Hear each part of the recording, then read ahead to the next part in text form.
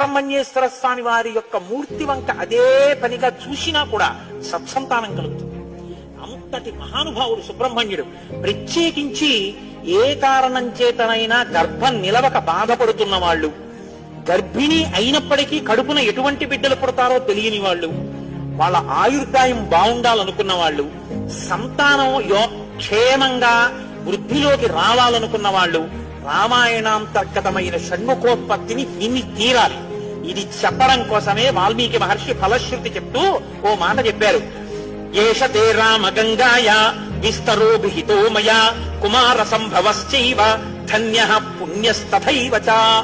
ఎవరు ఈ షణ్ముఖోత్పత్తిని శ్రీరామాయణంలో వింటున్నారో వాళ్ళకి ఎటువంటి చిక్కులు ఉన్నా అన్ని చిక్కులు విడిపోయి అపారమైనటువంటి ధన సమృద్ధి కలుగుతుంది. సుబ్రహ్మణ్యేశ్వర స్వామి వారి యొక్క మూర్తి వంక అదే పనిగా చూసినా కూడా సత్సంతానం కలుగుతుంది. అంతటి మహానుభావుడు సుబ్రహ్మణ్యుడు. ప్రత్యేకించి ఏ